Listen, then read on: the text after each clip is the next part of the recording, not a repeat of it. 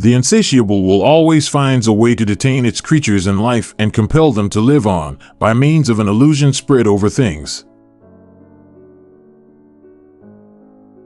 Knowledge kills action, for action requires a state of being in which we are covered with the veil of illusion. It is only as an aesthetic phenomenon that existence and the world are eternally justified. The art of tragedy transforms those repulsive thoughts about the terrible or absurd nature of existence into representations with which man can live.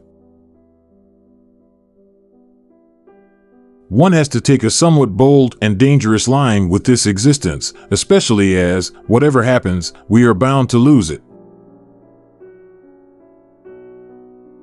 We labor at our daily work more ardently and thoughtlessly than is necessary to sustain our life, because it is even more necessary not to have leisure to stop and think.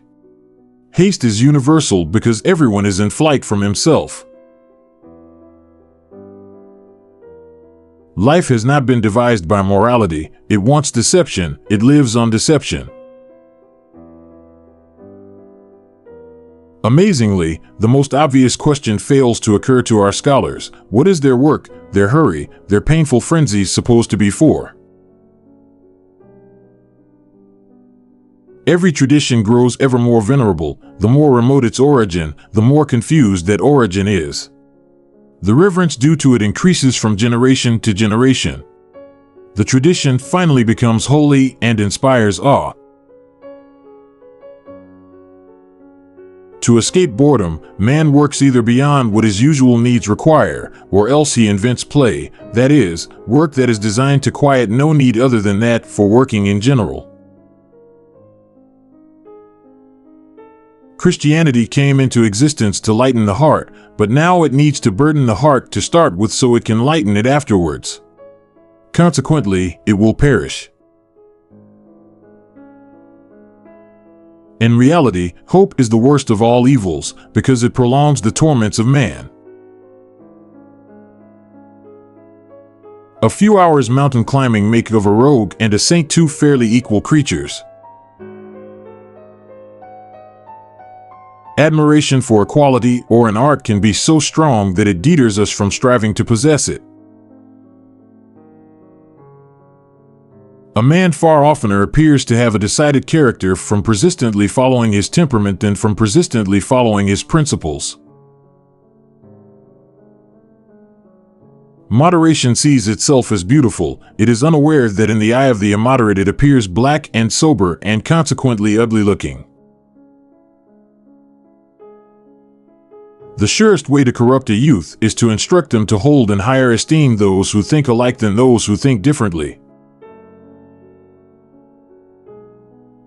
For those who need consolation, no means of consolation is so effective as the assertion that in their case no consolation is possible. It implies so great a degree of distinction that they at once hold up their heads again. The secret of the greatest fruitfulness and the greatest enjoyment of existence is to live dangerously. Pity is the most agreeable feeling among those who have little pride and no prospects of great conquests. Possessions are generally diminished by possession. God is dead, but considering the state of the species man is in, there will perhaps be caves, for ages yet, in which his shadow will be shown.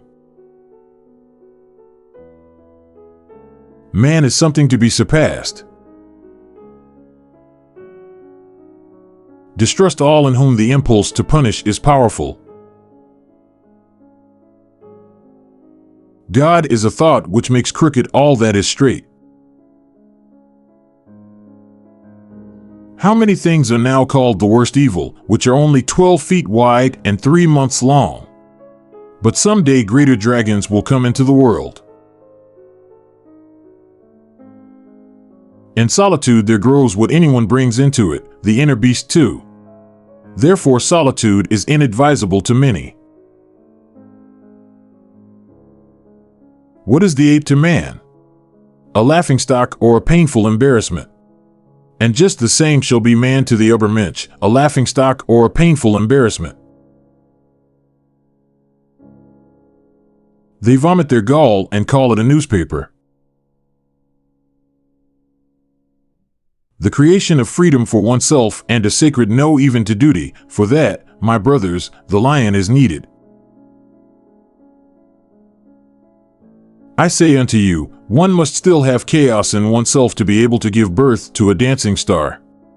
I say unto you, you still have chaos in yourselves. Man is a rope, fastened between animal and Übermensch, a rope over an abyss. You have your way. I have my way. As for the right way, the correct way, the only way, it does not exist.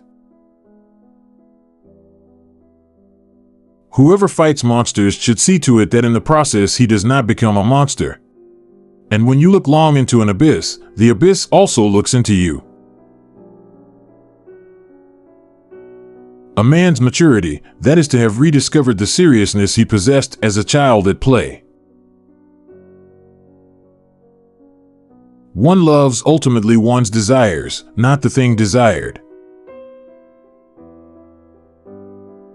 The thought of suicide is a great consolation. By means of it one gets successfully through many a bad night. A human being who strives for something great considers everyone he meets on his way either as a means or as a delay and obstacle or as a temporary resting place. Men of profound sadness betray themselves when they are happy. They have a way of embracing happiness as if they wanted to crush and suffocate it. From jealousy, alas, they know only too well that it will flee. There is no such thing as moral phenomena, but only a moral interpretation of phenomena. Madness is something rare in individuals, but in groups, parties, peoples, and ages, it is the rule. I did that, says my memory. I could not have done that, says my pride, and remains inexorable. Eventually the memory yields. I shall repeat 100 times, we really ought to free ourselves from the seduction of words. Whoever despises himself still respects himself as one who despises. Sensuality often hastens the growth of love so much that the roots remain weak and are easily torn up.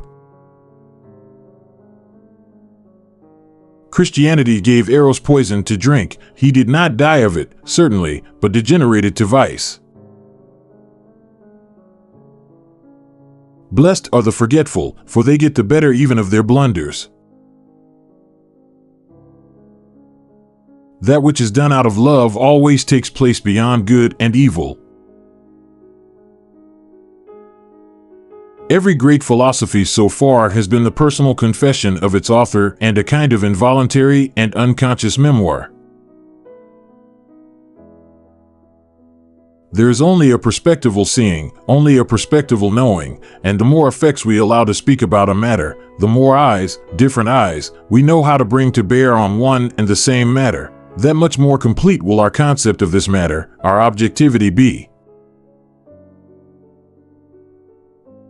Every instinct which does not vent itself externally turns inwards. This is what I call the internalization of man. It is at this point that what is later called the soul first develops in man.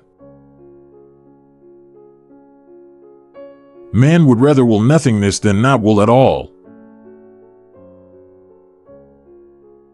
That which does not kill me makes me stronger. The church combats the passions by cutting them off in every sense. Its technique, its cure is castration. It is in our wild nature that we best recover from our unnature, our spirituality.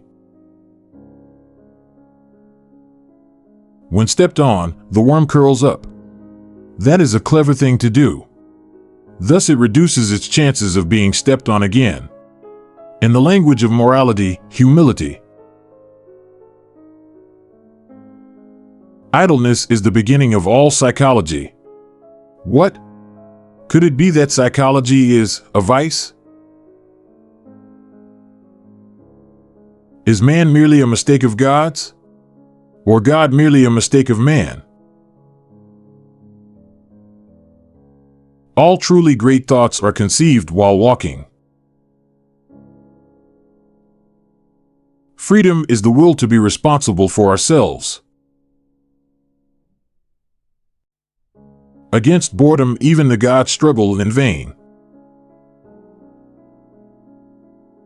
Great intellects are skeptical.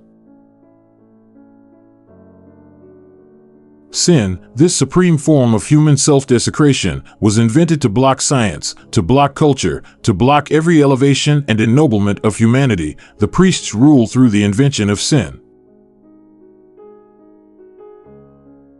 We have art in order not to die of the truth. Of what is great, one must either be silent or speak with greatness. Necessity is not an established fact, but an interpretation. Resentment, born of weakness, harms no one more than the weak person himself.